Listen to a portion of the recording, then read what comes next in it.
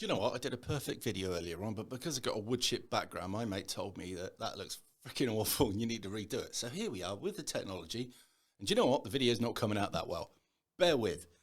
So, at the moment, you've got a load of people near London blocking oil refineries. Why? Well, they actually fear for the environment, and they've been indoctrinated and brainwashed to believe that if they don't do something, that the planet as we know it is going to suffer, animals are going to die, the skies are going to cloud over, the ice caps are going to melt, we're all going to drown and all the rest of it. Really? Let me put your delicate little minds at rest, because I know that what you think you're doing is for the best, but it's not. Okay? In my lifetime, right, and as you can tell, I've got a few wrinkles now, during the 80s, we were told that this was all going to happen. During the 90s, we were told it's all going to happen.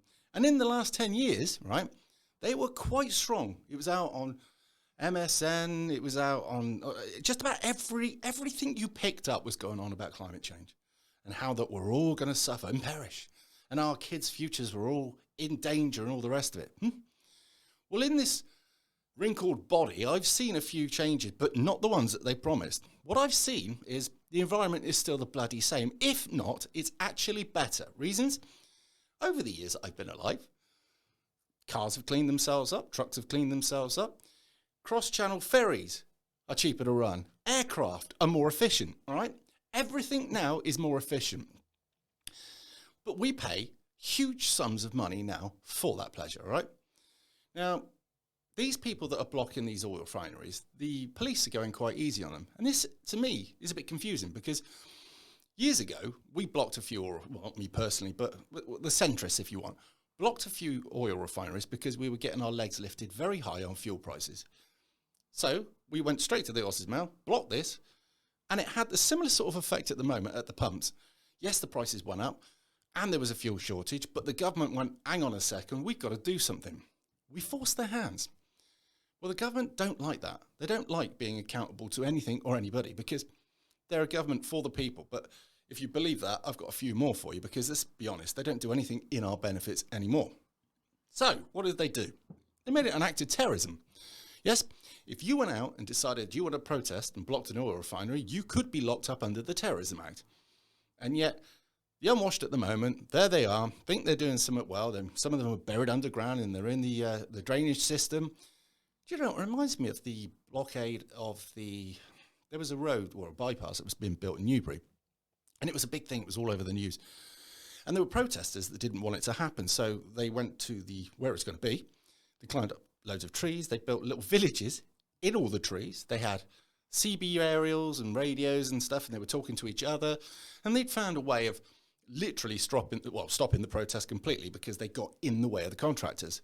There was a guy called Swampy. He was in the middle of it.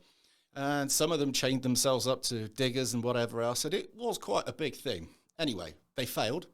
I feel sorry for them because it wasn't beautiful countryside. But nevertheless, they failed. But these are the same kind of creatures that are up at the moment blocking the fuel refineries. And at some point, they will get moved on. But because the government are trying to push us over to electric, all right, they're pushing up the fuel prices. This is going to assist them. So these people are actually actively helping the government. Now, in their minds, I'm sure they think that they're doing a great thing for humanity and for the environment, all right? But it's very short thinking. When we all think, look at that electric vehicle there. It's not giving out any exhaust fumes. Brilliant. Excellent. But what sort of carbon footprint did it take to make that vehicle? How much suffering went into the mining, say, for instance, the cobalt? How much of that vehicle is recyclable in the future? And also, what environmental consequence will come from that vehicle when they find out more about it? I mean, some of them are catching fire at the moment and are quite dangerous, all right?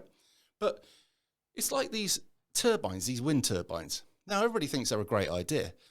But all right, on a windy day, they're quite useful. But how much electric do they make as to what is their carbon footprint? How much did it cost to make? And how much can you recycle? Well, I'll tell you one thing. The blades on that thing can't be recycled. They've got to be buried in the ground. A bit like landfill. So that's not good. But these people up here are, as I say, they're facilitating the government. Now, bear with me here and I'm going to run through a few scenarios. Say, for instance, okay, we all went over to electric. Now, these vehicles, as I keep saying in many of my videos, will be plugged into a separate charging point on the house. I mean, any new house built nowadays has to have a charging point. But the old places where you've had a charging point that was plugged into your electric normally, that will have to change. So the government can now use your power right in that thing when you plug it in, that if, say, for instance, the system is running low, it can draw power from you. It'll obviously give it back to you, but for every time they do that, it diminishes the life of your battery in your car. Nobody thinks of that. The amount, as I said, the carbon footprint of that battery to be made, where did they get the cobalt from? Because if it was gotten at, say, for instance, America, not so bad, better environment for it coming out. I mean, the people that work there get looked after better. But if it's somewhere else, have you seen that? Not good. So these people, as I say, that are being used at the moment, take away them at the moment and put us in there, normal, run-of-the-mill, average, day-to-day people. If we were protesting, okay, up there, about the fuel prices, how long do you think we would stay there for? Do you reckon we'd last the day, let alone 4? Now, I've got a guy up there at the moment who says that he's watching what they're doing and how ingenious they are and all the rest of it, but stopping the fuel is one thing, but it's not just petrol for the cars and diesel for the cars, is it? No. The oil from some of these places, go to places like hospitals. They run the heating. They run other things to do with the hospital. So how do these people feel about, hypothetically speaking, I am saying hypothetically, one of their relatives is in hospital, and that hospital then can't heat itself? Let's think of the implications here for a second of a hospital without heat.